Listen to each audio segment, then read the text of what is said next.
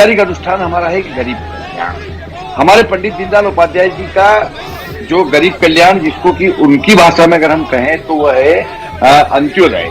उस अंत्योदय के तहत हमारा मूल मंत्र है कि हम सरकार में जब आते हैं तो सरकार हमारे लिए एक साधन होता है, और उस साधन के माध्यम से हम कहीं न कहीं अंत्योदय के माध्यम से समाज के पिछड़े, शोषित, वंचित लोगों का जीवन स्तर मुख्य धारा में लाने का प्रयास करते हैं। ये जितनी भी जन कल्याणकारी योजनाएं जिनके बारे में आदरणीय निरंजन जी बता रहे थे, ये सब उसी के तहत है। उसी मूल मंत्र को सिद्ध करने के लिए मैं राजपाल जी माफी चाहूंगा, आपको रोक रहा हूं, मैं आगे जवाब इसे कंटिन्यू कीजिएगा। तस्वीरें अंशिका देखिए आ गई हैं, और मुझे लगता है एक एक सीट दोनों के खाते में चली गई है। एक बीजेपी ने विश्वासनगर वाली सीट जीत ली है, और आम आदमी पार्टी की भी एक सीट आ चुकी है, जीत चुकी है आम आदमी पार्टी, और उसकी जश्न की तस्वीरें भी आने लगी है। देखिए ये तो है बीजेपी के कार्यकर्ता। देखिए ना, तैयारी भी की जा रही है। 7:45 पर जब शाम को प्रधानमंत्री नरेंद्र मोदी जाएंगे तो उस वक्त के लिए भी तैयारी जो है अभी से शुरू कर दी गई है कि प्रधानमंत्री आएंगे। बीजेपी के दफ्तर में बैंड बाजे खूब तेजी से बजाए जा रहे हैं। तो दिल्ली विधानसभा चुनाव के रुझानों में बीजेपी 27 साल बाद सत्ता में वापसी करती दिख रही है रुझानों में। और लगातार जो अब तक की मतगणना हुई है उसमें अगर हम बात करें, चुनाव आयोग ने जो आंकड़े दिखाए हैं, 70 सीटों में से बीजेपी को 45 और आम आदमी पार्टी 25 सीटों पर आगे चल रही है। तो इसी तरह बदलाव भी हो रहे हैं, बीच बीच में बदलाव भी हो रहे हैं, वो भी हम आपको बताते रहेंगे। आम आदमी पार्टी से अरविंद केजरीवाल नई दिल्ली सीट पर 8वें राउंड के बाद 430 वोट से पीछे चल रहे हैं, और भाजपा के प्रवेश वर्मा आगे है। दिल्ली दंगों वाली सीट मुस्तफाबाद सीट पर बीजेपी के मोहन बिष्ट लगभग 40,000 वोटों से आगे नजर आ रहे हैं। यहां दिल्ली दंगों के आरोपी ताहिर हुसैन चौथे नंबर पर है। और देखिए कि लगातार जो है ऐसे कई सीट्स है जहां पर सोचा भी नहीं होगा, लेकिन अच्छे खासे वोटों से बीजेपी के जो कैंडिडेट है वो आगे नजर आ रहे हैं। और जश्न की ये तस्वीर आप देखिए, पटाखे जलाए जा रहे हैं और बीजेपी का ये झंडा लहरा रहे तमाम जो कार्यकर्ता यहां पर पहुंचे हुए हैं, जश्न मनाते हुए नजर आ रहे हैं। इंतजार है प्रधानमंत्री नरेंद्र मोदी का, काउंटडाउन शुरू हो चुका है। शाम 7:45 पर पीएम मोदी जो है पहुंचेंगे यहाँ पर बीजेपी दफ्तर। जब रूबरू होंगे तमाम कार्यकर्ताओं से वो मिलेंगे जुलेंगे। इसके अलावा केजरीवाल और आतिशी की जानकारी तो हमने आपको दे दी। बता दें कि कैलाश गहलोत बिजवासन सीट से 4000 से भी ज्यादा वोटों से आगे चल रहे हैं। चुनाव से पहले भाजपा में वो शामिल हुए थे, और लगातार इस तरह जो तमाम जो सीट्स है, मुस्लिम बाहुल्य सीट मुस्तफाबाद का जिक्र भी हम कर रहे थे, जहां पर बीजेपी के कैंडिडेट सर्वे साइज जो बहुत लंबा सैंपल सर्वे होता है, और उसके बेसिस पे हमें लगता है कि 50 सीटें आनी चाहिए। 50 के आसपास हम बार बार टीवी चैनल पे कह रहे थे, आपके चैनल पर भी हमने कहा है कि 50 सीटों से ज्यादा आएगी और उसके आसपास आएगी, ऐसा मैंने कई बार कहा है। खासकर ऐसी सीटों पर जहां पर आप लोग बिल्कुल डिस्कार्ड कर रहे थे, मुस्तफाबाद या ओखला, वहां पर भी मुस्तफाबाद में और ओखला में भी हम लीड कर रहे हैं। मतलब आप कह रहे हैं कि जो मुस्लिम बहुल क्षेत्र है वहां पर भी आप लीड कर रहे हैं। सब इस सेक्शन ऑफ द सोसाइटी ने आशीर्वाद दिया प्रधानमंत्री जी को, सबने विश्वास जताया प्रधानमंत्री जी पे। सबको ये उम्मीद है कि जो गारंटी देती है भाजपा, उसको गारंटी की गारंटी आदरणीय प्रधानमंत्री जी की होती है। इसलिए लोगों का विश्वास है, और हर लोग कहीं ना कहीं त्राई जो है आपदा और धूल धुआं धोखा वाली पार्टी से कर रहे थे। ये बताइए, अरविंद केजरीवाल, मनीष सिसोदिया और आतिशी बरलेना भी चुनाव हार जाएगी, आपको लगता है? देखिए, सब लोग बड़े मात्रा से बड़े से ट्रेल कर रहे हैं, पीछे हैं, और मुझे लगता है कि कोई भी स्टेट इलेक्शन में जो है इतने बड़े मार्जिन को पूरा करना बहुत मुश्किल है। जो सारे लोग 3-4 हजार वोट से अभी पीछे हैं, और मुझे लगता है जैसे जैसे दिन ढलेगा और वोट जो काउंटिंग होगी, ये सारे बुरी तरह से शिकस्त होगा। बिल्कुल अनूप, देखिए अभी तक अंशिका जो वोटों के जीत का अंतर या सीटों का अंतर का कोई जिक्र नहीं कर रहा था। राज्यपाल जी जुड़े, पहले वो प्रवक्ता थे जिन्होंने कहा कि हम 50 सीटें जीतेंगे, और अब धीरे धीरे सब नेता जो है, सबके जो रिएक्शन है वो ये हो गए। हालांकि मनोज तिवारी को भी हम जब सुन रहे थे सुबह, तो उनका ये कहना था कि आंकड़े ऐसे आएंगे जो आपको चौंका देंगे। मिलन भार्गव भी हमारे साथ जुड़ गए हैं। मिलन भार्गव जी, 50 पार राज्यपाल जी कह रहे थे, आप क्या कहेंगे?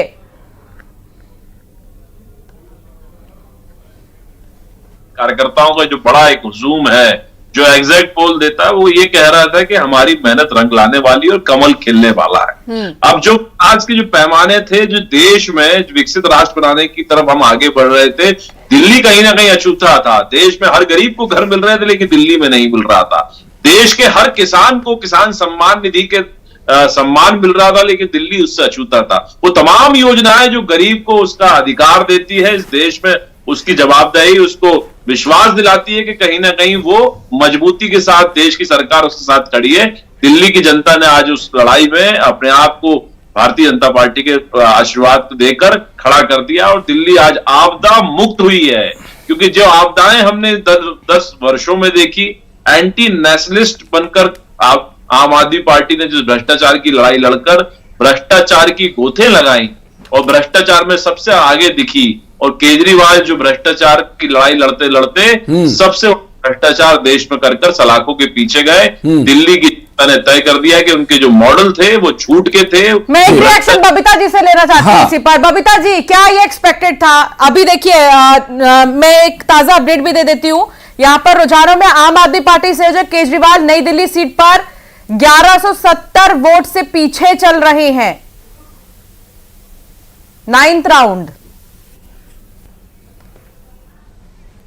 कहीं ना चाहे सीबीआई हो, चाहे पुलिस हो, हर और इवन इलेक्शन कमीशन तक को भी अपने हाथों की कठपुतली बना रखा था। तो इस तरह के रिजल्ट आने स्वाभाविक से लग रहे हैं कि जिस तरीके से इन लोगों को मिसयूज किया जा रहा था हर संस्थान का, बीजेपी अपने हिसाब से संस्थान पर आरोप लगाना आसान है बबीता जी। आप संविधान को मानती है ना, कोर्ट को तो कुछ मानते हैं ना आप लोग, इतना बता दीजिए।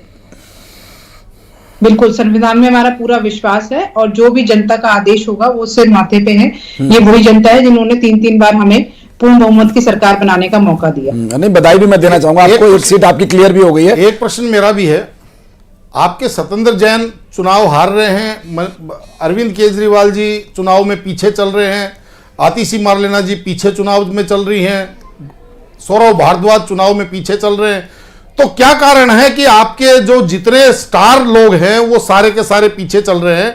और जिस तरीके से आपने लगभग 23-24 टिकटों को बदला, वहां से केवल 2 या 3 कैंडिडेट हैं जो आगे हैं, बाकी के सारे हारते हुए दिख रहे हैं। तो क्या आपकी ये चुनावी रणनीति इसको रणनीतिक भूल मानती हैं, या जिस तरीके से आपने अपने आचरण और अपने चरित्र में परिवर्तन किया ये उसका नतीजा मान रहे हैं लोग? क्या मान के चलें कि ये जो जिस तरीके से अरविंद केजरीवाल जी पिछली बार 31,000 वोटों से जीते थे और इस बार 1500 वोटों से पीछे चल रहे हैं? उसका जवाब वो पहले ही दे चुके हैं। वो कह रही हैं एजेंसीज का दुरुपयोग किया गया, पुलिस का दुरुपयोग किया गया, ये विषय उन्होंने पहले जिक्र किया है। पोद्दार साहब, अब सवाल एक रिएक्शन मैं जरूर चाहूंगा। समर सिंह जी हमारे साथ जुड़े हुए। समर भाई, कांग्रेस पार्टी का वोट शेयर बढ़ा है, लेकिन वोट शेयर पहले इतना घट गया था कि वो बढ़ा हुआ कि समझ में नहीं आ रहा कि खुशी मनाए या घटे का गम मनाए। आम आदमी पार्टी जिसने आप लोगों को नुकसान पहुंचाया, अब आप लोग उन्हें नुकसान पहुंचा रहे हैं। अब तक जो प्रवक्ता है वो यही कहते रहे। आप क्या कहेंगे? कांग्रेस पार्टी विचार करेगी, मंथन करेगी, या फिर अभी कुछ है उम्मीद आप लोगों को कि आगे राउंड्स कंप्लीट होते हुए कुछ बदलेगा? जी देखिए, पहली बात तो यह है कि जहां तक कि कांग्रेस की आपने बात कही कि कांग्रेस का जो है वोट परसेंटेज बढ़ा है काफी सालों बाद, तो उसका जो मुख्य कारण है कि भारतीय जनता पार्टी के द्वारा जो फेक प्रोपेगेंडा हमारे नेताओं के बारे में फैलाया गया और जिस प्रकार की अनर्गल बातें फैलाई गई, एक पूरा व्हाट्सएप यूनिवर्सिटी के माध्यम से लोगों के मन के अंदर जो जहर भरने का कार्य जो है भारतीय जनता पार्टी ने किया था कांग्रेस के प्रति, उसमें वो कहीं ना कहीं बहुत सफल हुए थे। लेकिन जैसे जैसे समय बीतता जा रहा है, लोगों के मन में से वो चीजें हट रही है, सच्चाई उनके सामने आ रही है। जो पर्दा था झूठ का और फरेब का जो भारतीय जनता पार्टी ने बनाया था वो हटता जा रहा है, और इसलिए जो है कांग्रेस को आप